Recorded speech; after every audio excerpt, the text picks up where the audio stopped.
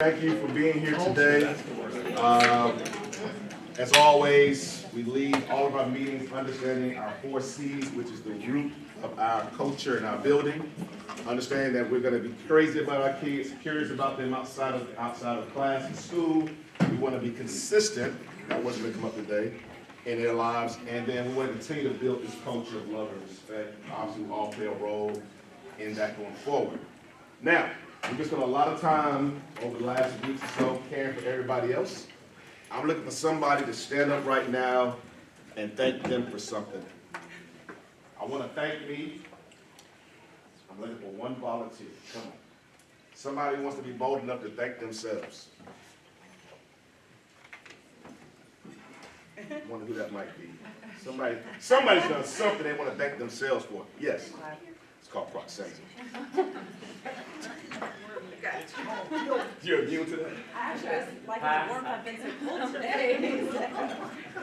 Okay, I want to thank me for actually sticking with and going to my first book club meeting last night. It was really nerdy, and I'm an English major, but I went, and it was amazing. I met some really cool people, and I'm just like really proud of myself for doing that. Now, you know what? Everyone doesn't know you. Everyone, we got some new people that just joined the staff. Introduce yourself and tell them where you work at. Oh, that wasn't nerdy. Okay. Yeah. I'm Chelsea Bergman, and I teach English 3 CP and honors. What room are you in, Ms. Bergman? 213. 213. Stop up to see her. I want to thank me. I could do it. Come on. I want to thank me for setting boundaries with my students this semester. I didn't really set good ones last semester, so I'm proud of myself for setting them this semester. Good job. Introduce yourself. Introduce yourself. Oh, sorry. I'm Carson Bryant. I'm multi-cat sped, upstairs 209. One more Hampton grad. One more. Let's do the trifecta. One more person. One more person. I want to thank me. Thank me. I want to thank me. I'm a great teacher. My wait time is awesome. Oh, hey, there you go. Matt Costello, room 227, English 1. I made it to like Red Lobster right here before I realized I forgot all my stuff today, and I live out in Malden. And so I went home, still got it, and came back and got here in time.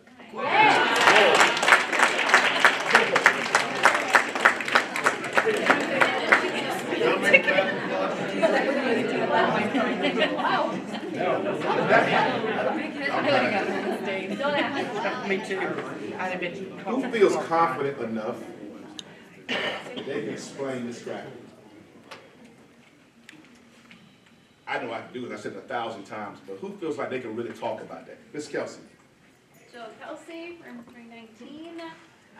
So this is our long-range rigor plan. One of the things I remember when it was first implemented is that every student in this building deserves rigor, not just the high flyers. We are on year 3 of academic discussion. We started the year including academic vocabulary, and our efforts are to make the students do more discussion using their academic vocabulary. Next year, we're going to combine it all into the thoughtful work process. Man, I could have said it better myself. Whoa!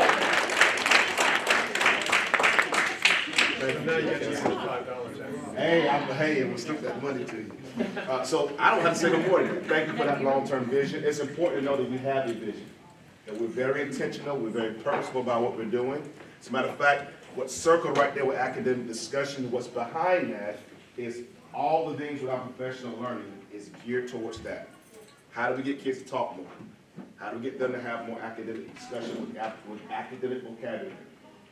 When I was with Mr. Smith's classroom, first block on Monday, we were talking about congruency and to decide. We have to get away from saying same and similar and want to use the word congruent, all right? And he's doing that because they were reminding me, hey, we say congruent in here. Now, I know that's on purpose of what you did, but they were getting on me for saying the word similar and same. And I was like, yes, Mr. Smith's doing something. He is expecting that they use academic vocabulary in their discussion. And that's what it's about. So thank you for that. We are going to gauge our learning by using the rigor rubric. And our goal this year is that 100% of teachers at Wade Hampton feel like they are planning at the developed or at the well-developed level. I'm sorry, this one or this one. So those two categories also drives our professional learning. So whether you're in group number 1 that meet in person with Kim and Mike in the red room, whether you're in group 2 where you're doing some independent work with your PLC, or whether you're in group 3 where you're doing your own individual learning, all of it is tied to making sure you feel confident enough that you're at the 3 or 4 level before May of 2023. That's what we're going to be very targeted, very specific, very purposeful, and intentional with all of our efforts.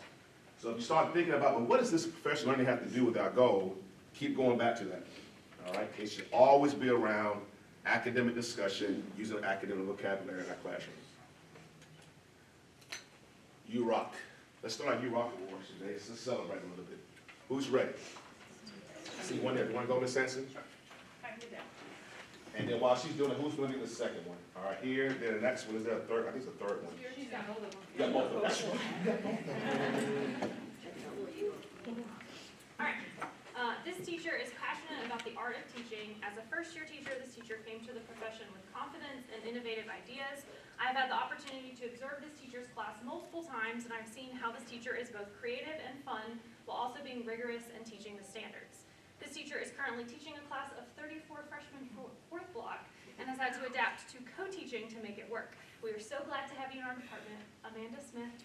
You rock!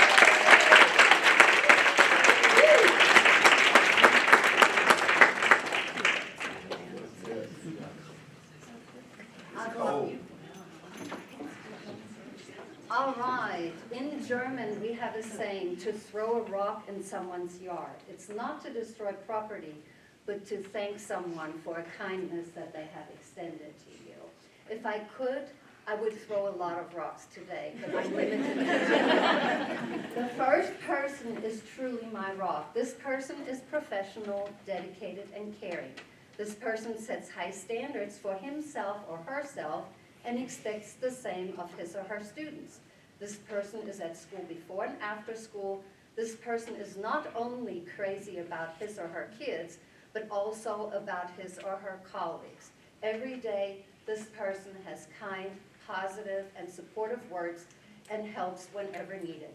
I appreciate, respect, and love this person. Lavonda Harris. You rock! The second person has been my biggest supporter from day one. He or she leads by example and is always there to help. No questions go unanswered. And I had about 52 million so far.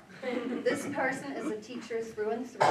Whether he or she is explaining something to a coworker or to a student, he or she is composed and thorough in each explanation.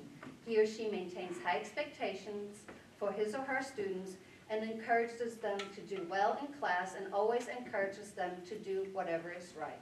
He or she sets the bar very high for what a professional educator should be. I'm so glad to work with Adrian Harmon.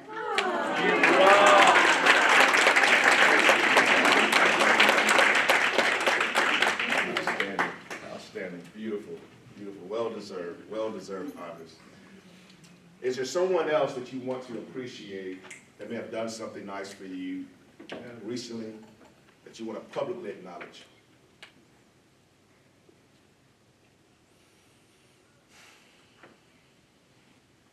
I will go. Yes, ma'am. Okay. I'm Carolina Frique. I'm one of the Spanish teachers here.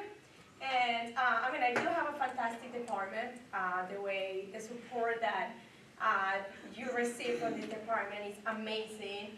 And Ms. Harmon has already been publicly acknowledged with the rock. But there is somebody else in our department that I want to acknowledge, and that's Mary. I feel that Mary is kind of like our mother hub.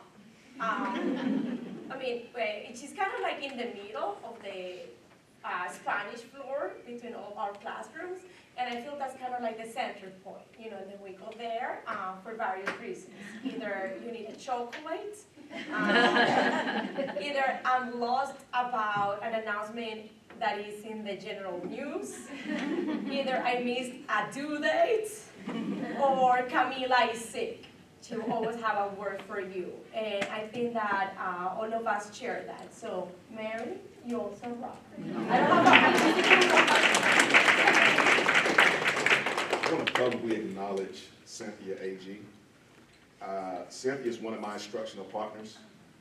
And the reason I want to publicly acknowledge her is that she has helped me, whether she knows it or not, she's helped me get over the hump of trying to be so concerned about when I come into the classroom as the principal, there's an automatic kind of shield that goes, whether you acknowledge it or not, there's this thing that comes up like, wow, that's a lot of pressure for a teacher. She has helped me not be so worried about that, and her openness of opening her classroom and being so open to reflective feedback. And I appreciate that, Cynthia. We share a bond of how our parents, what we did with our parents and what she's doing with her parents and what my mom went through. And I appreciate what you do to help me in my leadership. Thank you. Thank you.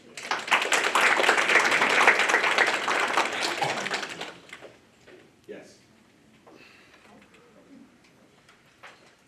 We want to thank all of you for helping us. With supporting our multilingual donors and helping with access testing, be so patient, wonderful experience, and really signing our labs, reaching out about accommodations, about our students' individual cases and their problems and their concerns. So keep doing it. We always there for you. And we couldn't have done all the testing without the support of everybody because you all chip in. And right now, I know that we only have 12 students that we haven't tested. Wow. All the rest, they're missing either one test or maybe two. But we only have 12 that we have not been able to test. So we are pretty much over the threshold. I mean, we are past 50% of the students. So thank you, really.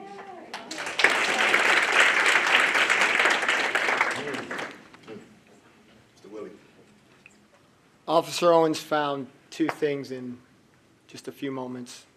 Like, we had somebody's glasses were taken from the hall, and I mean, I don't know what was up with that, but you know, he was like that, and worked with the administration really fast. And then I also had something taken from me, and he got it back, and you know, before the bell, like he's walking in, he's like, got it, you know. So just really impressed with him. Just don't ask him how he did it. All right.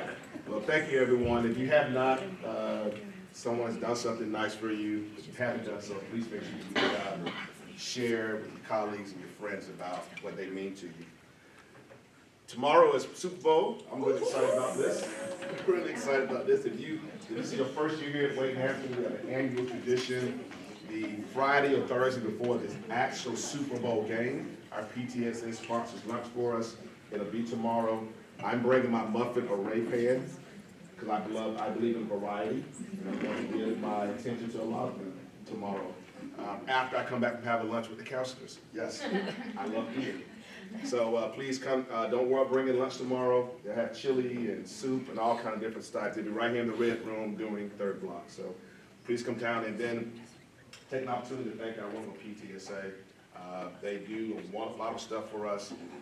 As you know, speaking of PTSA, they have the teacher grant is still available for classroom teachers to request funding for projects you may want to be done in your classroom.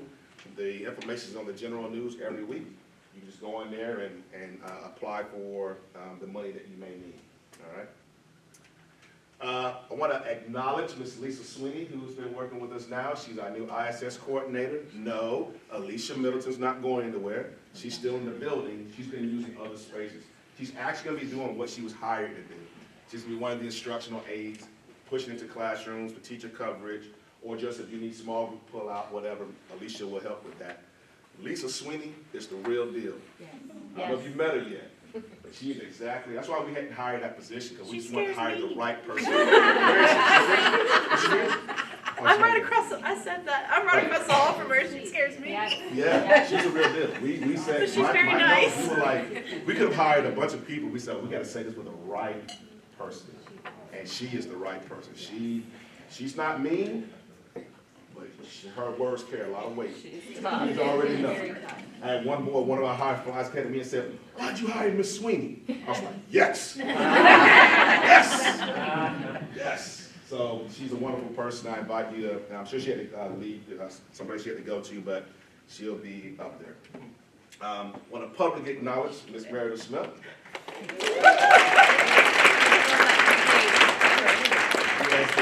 A lot of people have helped, correct the section and register and enroll, but she's the one that's inspiring students to want to be in AP Computer Science and take the course and talk to their friends and saying they got to be in there. And obviously in an industry like computer science, which has traditionally been male-driven, to create the opportunity for young women to be a part of this and know that they also can experience this type of learning, and who knows, potentially make a career out of it, is inspiring. So Meredith Smith, thank you for doing what you do.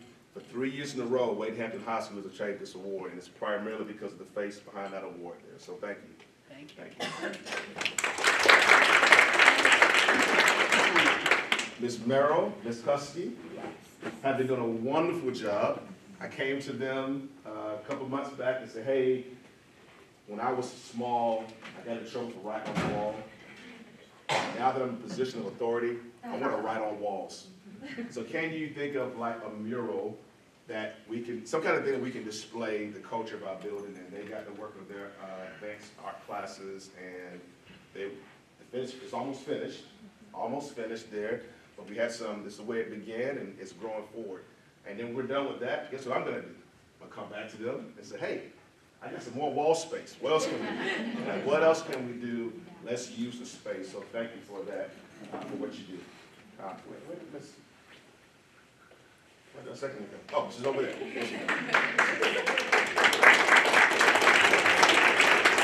I really told her for the meeting, I said, I may or may not talk about you guys today.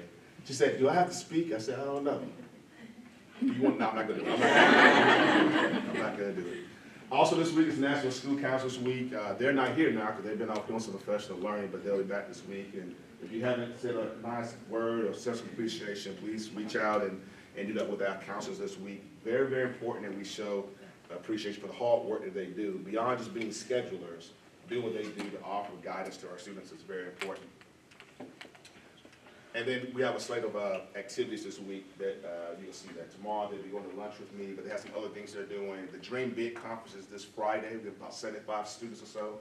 They'll be going through a real professional conference with a keynote speaker and breakout sessions all around career planning and having some motivational speakers come in. So we're really excited about that for this Friday. Dr. Howell. Hi, Lisa Howell, room 322. We are doing an instructional partner feedback mid-year form. We're going to do it again at the end of the year, but this is for everybody that's here now. The last time we did it was only for teachers that were here last year, but this one is for every teacher here, and it's already linked on the Teacher Hub and sort of highlighted in that sort of faded red color. So if you could go do that before Friday, take your time on it. Give us some good feedback, because admin will not see the answers. They will not see who writes what. And I want to remind you that this is for an instructional partnership. So somebody working with you to improve your teaching in your classroom, how it's going and how you kind of wish it would have gone, or how you want it to go the rest of the year. Like, this is not for feedback on how procedures are going here or things like that. So just think about your instructional partner, and if you don't know who that is, it's linked in the form, and it tells everybody, it has all their names and who your instructional partner is. And if you haven't met with your instructional partner yet, or if they haven't been to your classroom, put that in the form. Say, I haven't even had any interaction with them. Okay, so give us some honest feedback, so then we can take it and discuss it with admin and the district. Okay, any questions for me? Okay. I tell every up-and-coming person who thinks they want to be an administrator or a leader in a school, I tell them, think very long and hard if you want to do this work, because the most impactful thing a leader can do is be in the classroom. Procedures are important, like having a bell schedule and bus schedule and having an earbud policy. That stuff's important. None of it, however, will move student achievement. The only thing that moves student achievement is hiring good teachers and supporting good teachers. That moves student achievement through the roof. The other stuff is necessary, but it doesn't move achievement. It just keeps us kind of baseline, right? So this is very important. That feedback is very important that we've got to do that. Let's celebrate our student achievement outcomes that's happening. We're doing a lot of professional learning, a lot of good work we've been doing, but what's the outcome of it? And sometimes we don't get a chance to see some of that outcome that's happening. We pulled some data to show what fall 21 compared to this recent fall semester looks like. Here's one example here. We had a 39% increase of kids from fall 21 to fall 22 receiving an A, B, or C in their classes. The courses that were passed with A, B, or C. We didn't put D in it, we took D out. D would have been a whole lot larger.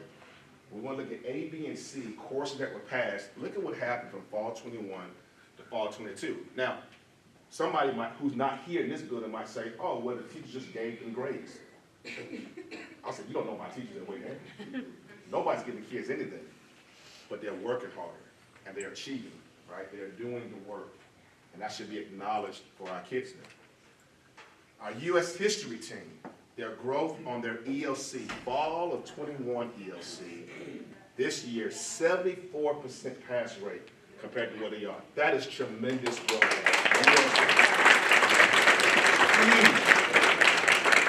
What should be noted is that we didn't drop down in the number of courses that we offer. I think we did drop down one section. I think there was 5 CP sections compared to 4 CP sections fall to fall in U.S. history. But that growth is tremendous. So much so, and here's what's really exciting about this team. They're all like, I think the most veteran member of that team is like year 3. Is that right? Year 3? That's the most veteran member of that team. And they have kicked butt, really planned and being very intentional with their instruction. Algebra 1, growth from fall 21 to fall 22, 86% pass rate this past semester. What's encouraging that I love most about this is that fall 21, we had 6 sections, 4 CP, 2 honors. Fall 22, 8 CP sections, 1 honors. Look at that pass rate. That's not done by accident. That is very intentional work, and that team did a very good job doing this. Biology team, 80% overall pass rate, increase in fall 21, 7 CP sections as opposed to 6 CP sections from fall 21 to fall 22. A lot of intentionality, 80%. Great job, biology. And then English 2, rocked it out. Rocked it out. 94% pass rate. I can just stop right there. 94% pass rate. We talked about this before, I think, in the previous meeting. Macy Simpson, where's Macy? She's at soccer. She's at soccer. She's at soccer. 100% pass rate in her class on the ELC. That's right. Phenomenal. Just phenomenal. Disclaimer. At the bottom of the slide, we note here that what I'm showing you are the students that we touch. I shouldn't say it that way.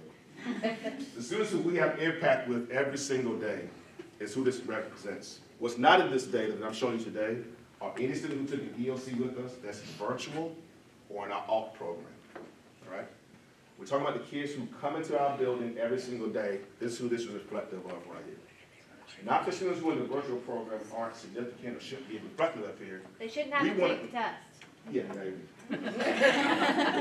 There you go. But we really want to know what's the impact of our influence.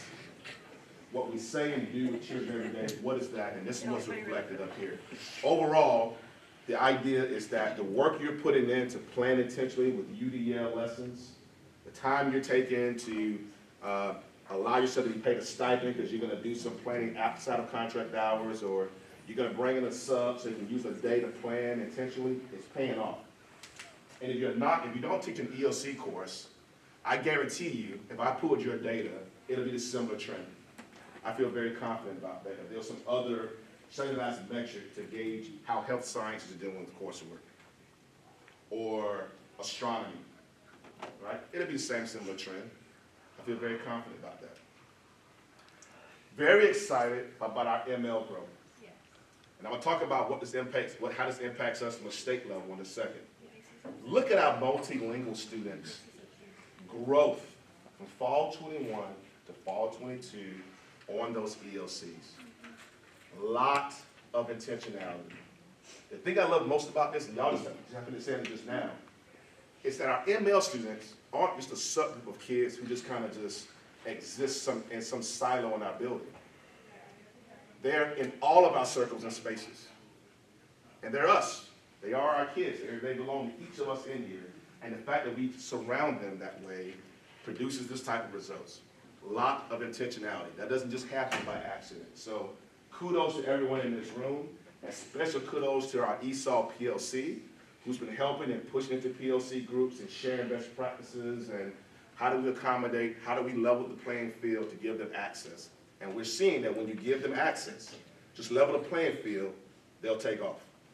They'll take off. And so I really appreciate that work from that subgroup.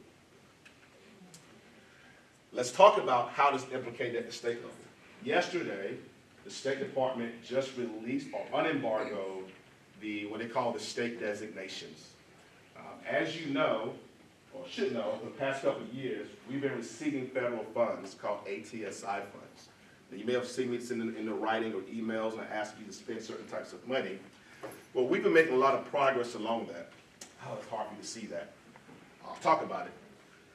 The state has designated 5 different categories for schools who are what they consider to be underperforming. The bottom level is like the most critically, chronically underperforming. Year upon year upon year, the school may not be performing. They're really low level, not having a lot of outcomes for students. They step it up a little bit to this other area called comprehensive, where they may be underperforming, but it's not multiple years. It may have been only for 2 years in a row, but it's not every single year. That group at the bottom, schools in this area, the state will come in and give direction to that school. The principal doesn't make a decision about what happens in professional learning. The State Department tells them what to do. And everybody just kind of follows through with it. So their scores and their outcomes can happen. Graduation rate, all that stuff will theoretically go up. For the past 2 years, we have been under ATSI, additional targeted subgroups. And what that means is we've had more than one subgroup, for us it was 3, that were underperforming compared to our overall school performance. Does anybody know what those 3 subgroups were? Special education, what they call it disabled. Language learners. Language learners. African American males. Those are the 3 groups that were, as a subgroup, they were not performing at the same percentage rate as the entire school. As of yesterday, we have moved out of that group, and we're 1 group up. That's a clap.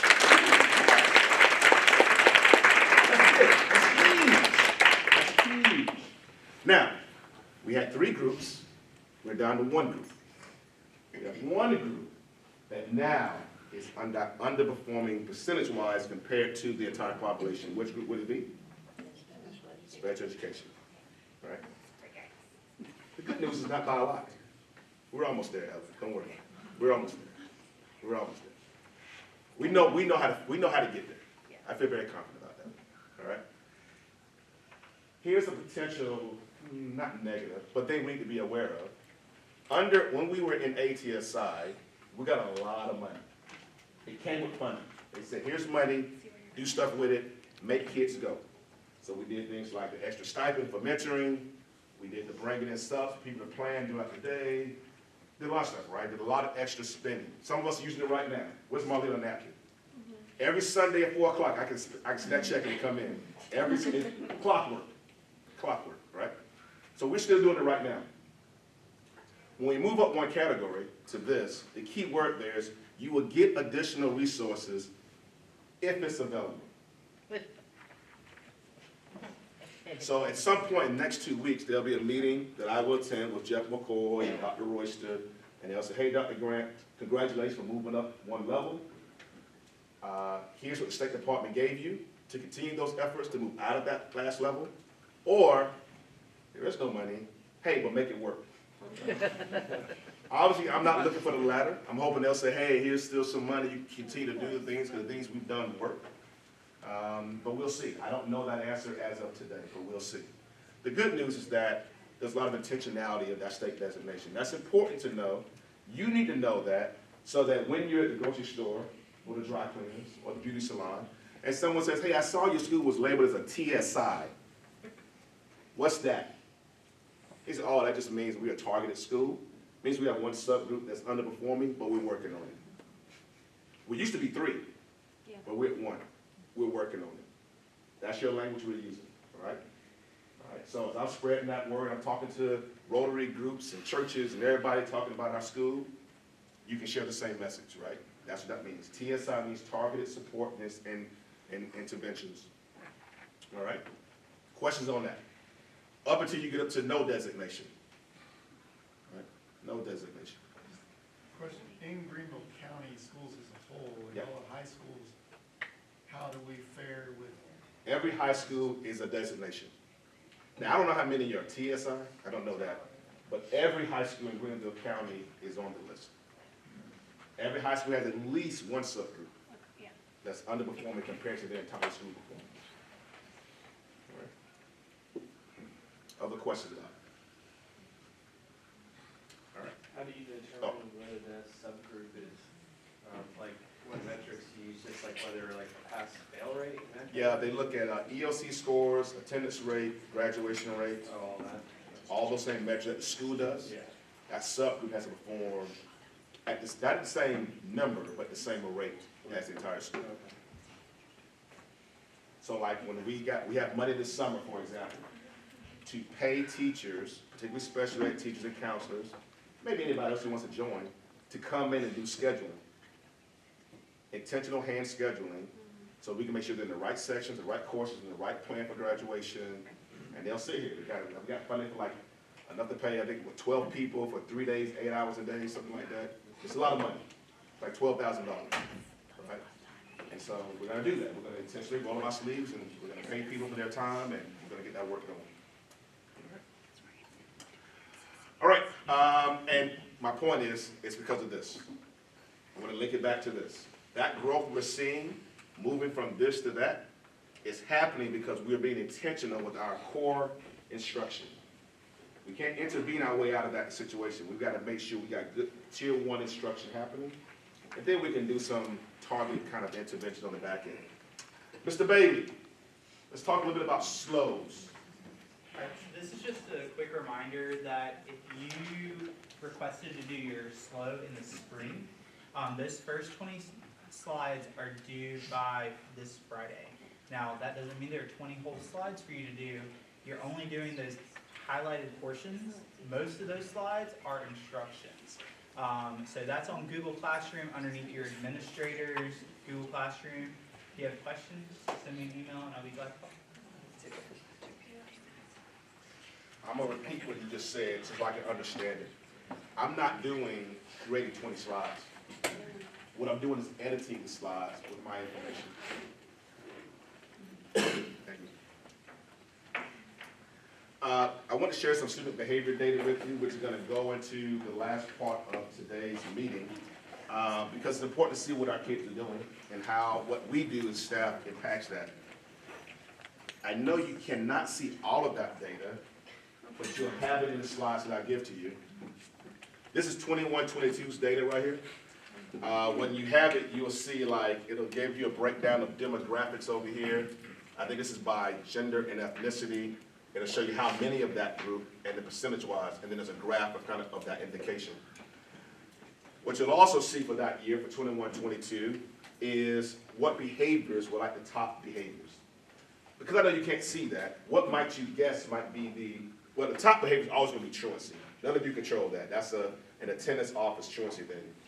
What do you think, from a school level, what do you think was the top behavior in 21-22? Tardy. Cutting class. Cutting class. Oh, y'all are good. Who said that? That's really good. Cutting class was number 1. Tardy was number 2. Number 3 was refusal to obey. Sounds like high school to me. Yeah. All right? That was 21-22. If I go to 22-23, what do you think this current school year, what do you think the number 1 behavior beyond truancy is? Phone violation. What does that mean? We're getting more consistent. We're being more consistent. Because if I go back to 21-22, phone violation was like right after refusal to obey, and it was 70 violations in 21-22. 70, the entire school year. Man, our kids did a good job last year with phones, didn't they? They did a great job with phones last year. We only had 70. But they must have lost their mind because they came back this year, and we have 189 this year, and it's only February. They must have done something crazy over the summer and came back and started misbehaving with phones. Is that a true statement? No, not I'm being facetious. But what it does mean is that we as a staff have decided to be more consistent. What is a bad thing for the kid that thought they can get away with it, good thing for the culture of our building and for the ability for them to be engaged in class. Long term is we have to train them how to not let the phone be the distraction. And it's hard right now, in the middle, right now. This is the uncomfortable thing we're feeling. I know how you're feeling. You have to hold them accountable. You got to tell them to put it away. They don't like it. You got to have this thing back and forth, and it feels bad. A year from now, it's going to feel a lot better because we've trained them that cell phones are not a thing in the classroom. You, the teacher, have the authority. What do you mean that authority? Yes, you have the authority. That's your classroom. You're the king or queen of that castle. That's it. That's it. There's no discussion. That's it. All right? And they're starting to understand that part. There might be some other trends, but you can go back and forth between those things. I'm not going to spend the whole meeting talking about that, but you can see how we're, like fighting. Last year, we had 40 fights last year. 40. A behavior might be a fight. It might be a one-on-one, or sometimes it might have been multiple kids all in one behavior. Right? 40 participants in fights. 40 participant fights, right? 40 participants in fights, not 45. Yes. Not 45. Some fights had 7 or 8. Just to be clear, we did not. Get that on camera. Let me say it again so the camera can catch it. Yeah. We didn't have 40 fights. We had 40 participants in some type of fight. As opposed to this year, currently, we have 23 participants. So we're about on pace. We're going to end the year at 23, right? Good news, we haven't had a fight in a while. I don't know the last time we had a fight.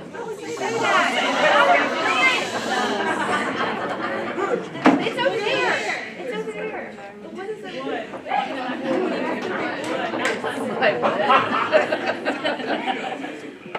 My point is, it's important for us to look at that data. The data can mean, you can make data work how you want to. The way I'm looking at that data, or the way our team is looking at that is, how consistent is the adults in the building reflective of the behavior of students, all right? Whatever we expect to happen will happen. Whatever we inspect will happen, right? So we need to make sure we're paying attention to that. So I give you that data, which brings to the earbud policy. We're 3 days into the new policy, right? I've received, 8 emails from students who were not happy with their decision, which is fine. It's okay. They have I appreciate when kids can advocate for themselves. I really do. That's not a joke. I enjoy when they can, and it's funny how they can really craft a really nice email when they need to. I'll put in the general rules, I'll take out some names, I'll just copy and paste them. And you be like, wow. They must be in Becky Benjamin's class. I got like research articles, LinkedIn, about the advantages of how music is important for the social emotional learning of kids. I'm like, man, sources. It's wonderful. I'm gonna do that for real. Remind me of my beat.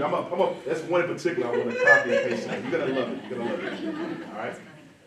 But we're going to be consistent with the earbud policy, and I know I gave you the video last week in the General News, but I'll say it again so we can all be on the same page, because they're asking me, why is Dr. Grant losing his mind?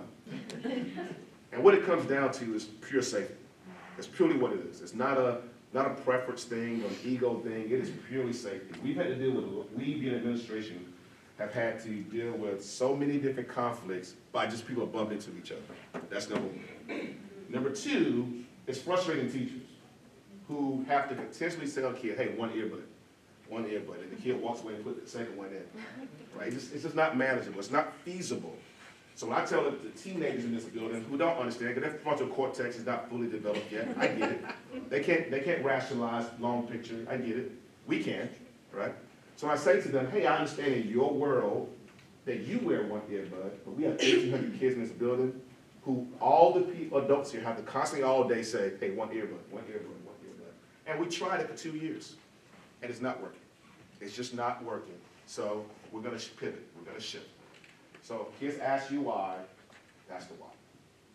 It became very clear to me when we had a lockdown drill, there was one student who did not hear the lockdown because they were in the restroom and they had the earbuds in. That to me was like all I needed to know. Because I, Carlos Grant, did not want to be in front of CNN trying to explain to the world why a child lost their life and couldn't hear a drill because I allowed them to wear earbuds. Don't want to be in that position. And I'll take whatever heat comes my way. I just don't want to be in that position. So that's my stance, that's my rock. I'm not moving from it. That's where we are.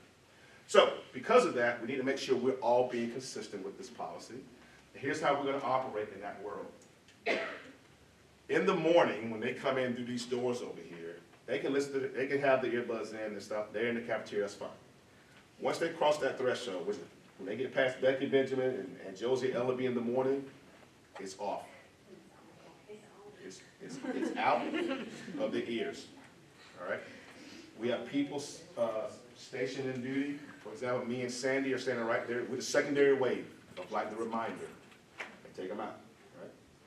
First period, or before first period, before that bell rings, is the buffer zone. That's like the warning space, right? So we're not assigning detention if they got past Becky and then I see them right there, stairwell 2. I'm not taking the picture of the ID and writing the detention right there. I'm not doing that. I'm just reminding. That's your reminder. That's your reminder zone. We haven't started school yet, really. So that's the reminder. Even if they get past me and you see them at 8:40 and in the hallway, just remind them, take it out. The consequences pick up after the first block is over with. Talking about hallways, right? They're not allowed in hallways. After the first block ends, and we're walking through any hallway in this building, and it's not lunch, and they have a minute, you're gonna hold them accountable. And we're not gonna have a power struggle. While we're gonna hold them accountable, I also don't want you running down the hallway to catch them. You don't need to do that. Don't have the power struggle. Do not have it. Ideally, 9 times out of 10 what's gonna happen is you say, come here. If you know their name, great, write it down. If you don't, take a picture of the ID, and then later on, put that in incidents. If it becomes a power struggle, they say, man, bump you, F you, I'm walking away, no problem.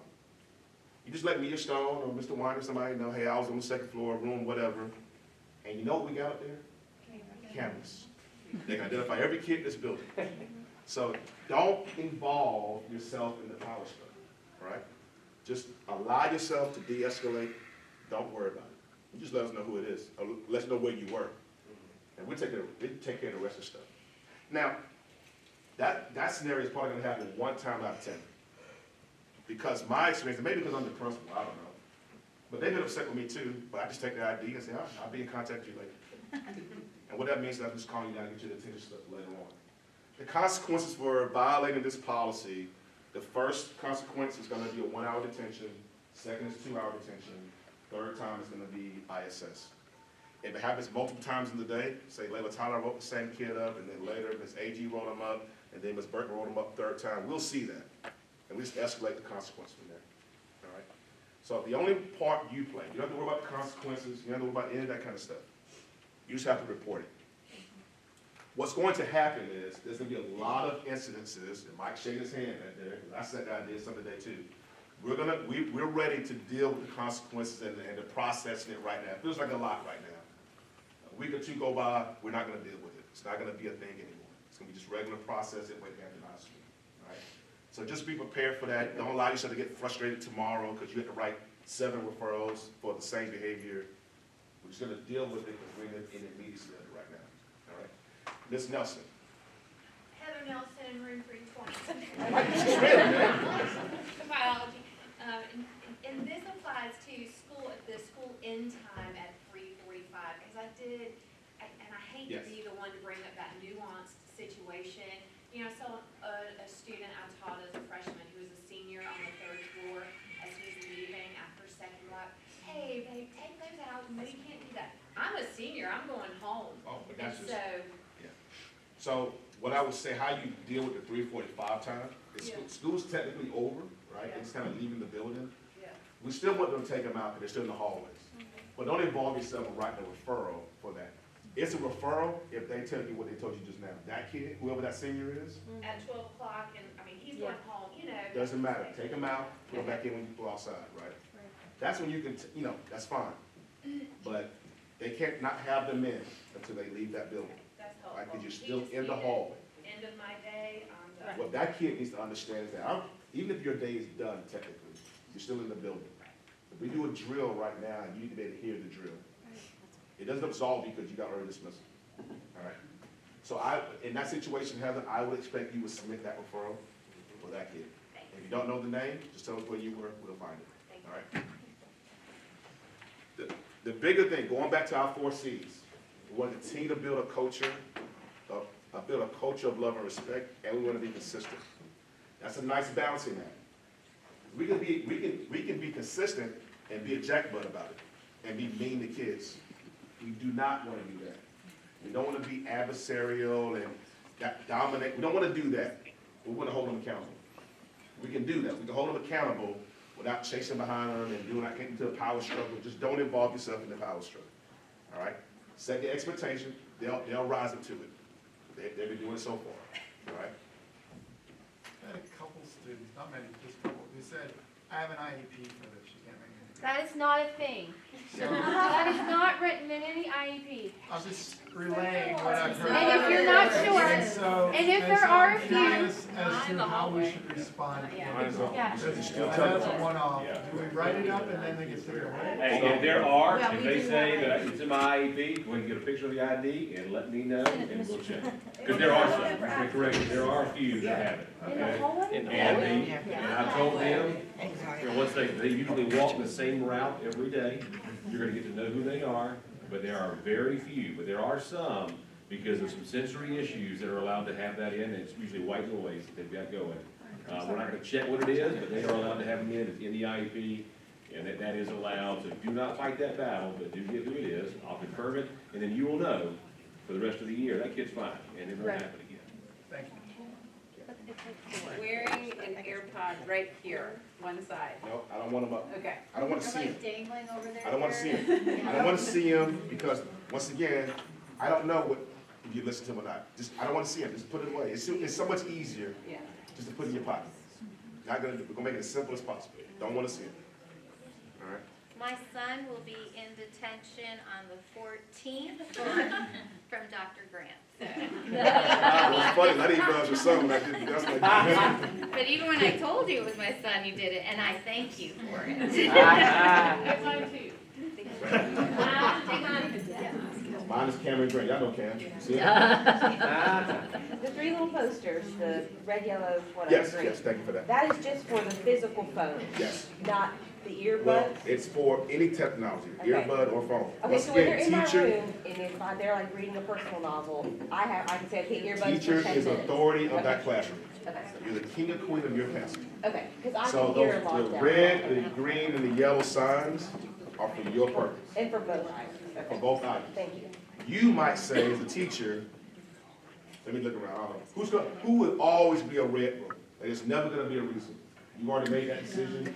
All right, so that red sign stays up. The yellow and green, you throw it away, you ain't gotta use it. No reason. Some of us are saying, hey, I'm gonna flip this around because it depends on the lesson. Like the time's gonna be a green time, it's gonna be yellow, whatever, right? It's very rare, but is there anybody who's gonna be green all the time in your room? Yes, it'd be very rare, right? Well, yearbook, but that's weird. Right. So you make the decision how you want to use and communicate that, but the goal is communicate it with them, let them know the expectation. That's what's fair to them. They need to know the expectation.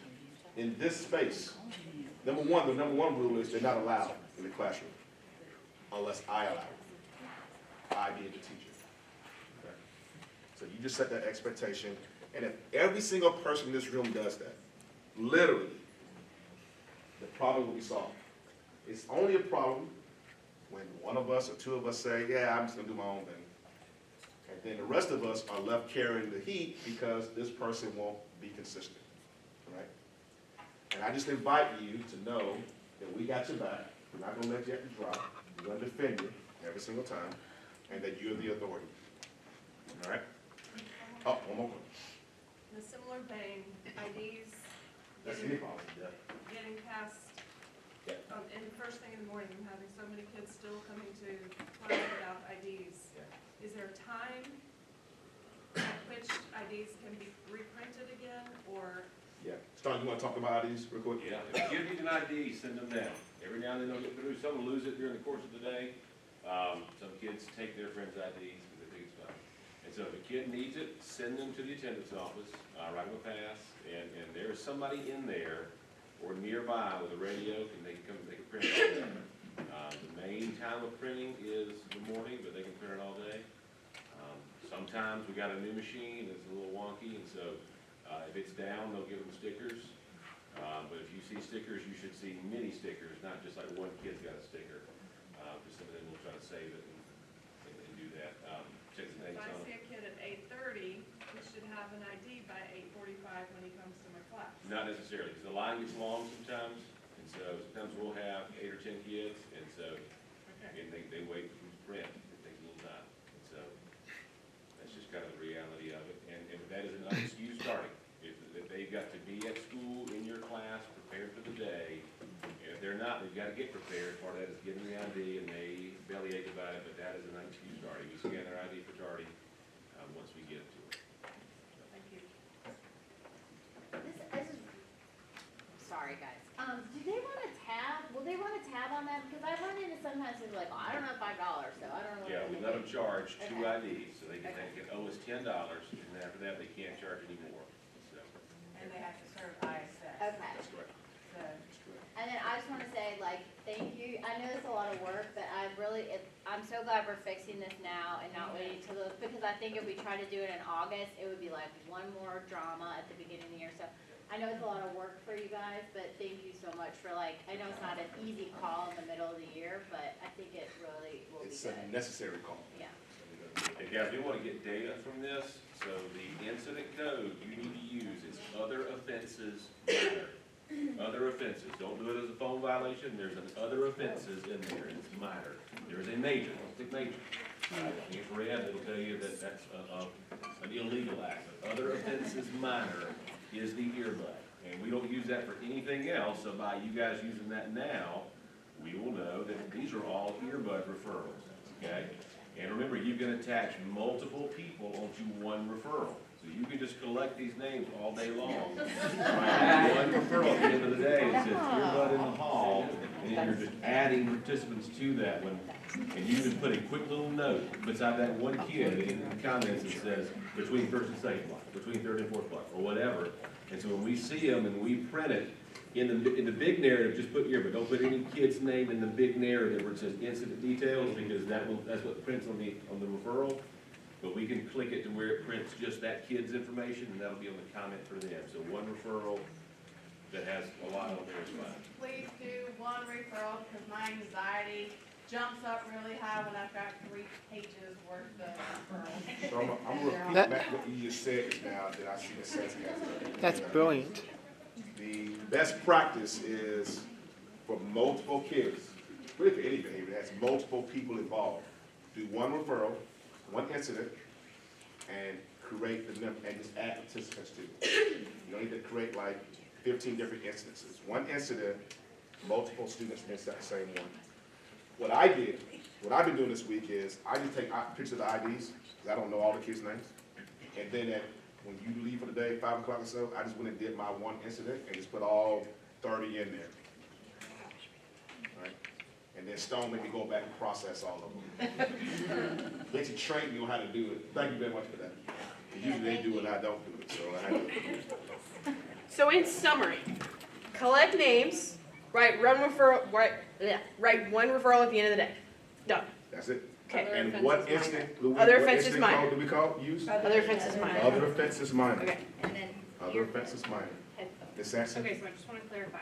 The morning is their warning time. That's their warning time. And then anything we see throughout the day, straight referral. That's No it. more. Okay. That's it. You do not need to give them a warning. Okay. Matter of fact, I don't expect you to give them a warning.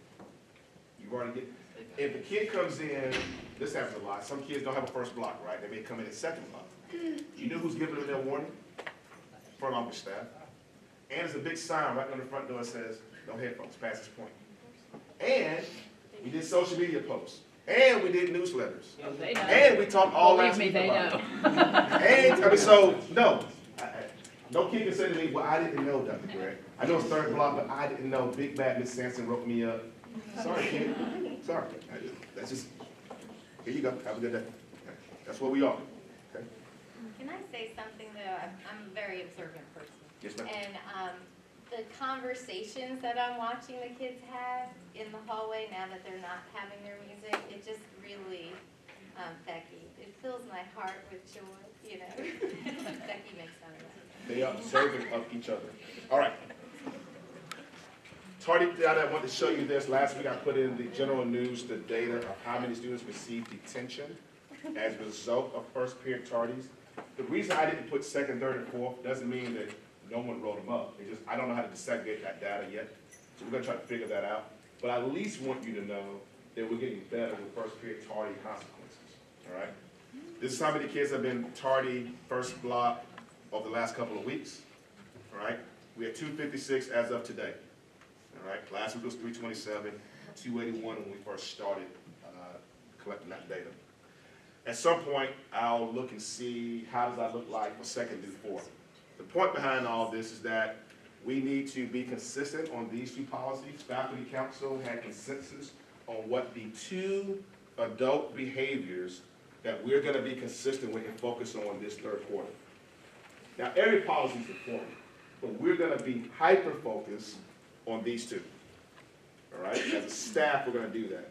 If you recall, the last time we did this, it was around first period tardies again, and it was on sending kids back for passes and attendance, right? And we did so well. We did so well. People were focused on it. We're going to do the same thing now.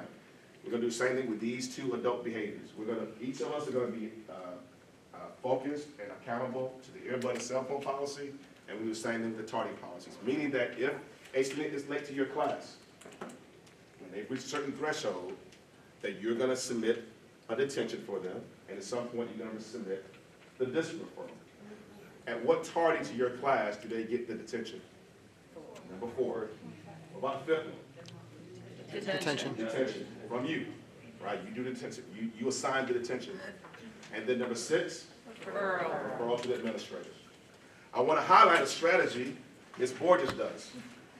I love her strategy. Some of you may do it as well. I just saw her in her classroom. Right outside, inside of her door when you walk in, she has spreadsheet rosters of all of her classes. This is the one for tardies here, all right? Because she don't have a third one. Why don't she have a third one up there? First block. First block. But this is, I can't tell, third and fourth block. They walk in, they just sign their name there, 1, 2, 3, and she's highlighted, color-coded what 4 and 5 and 6 is. So she knows visually, okay, it's Friday, I need to submit a referral for the little Johnny or whatever the case may be. That's her strategy that she does.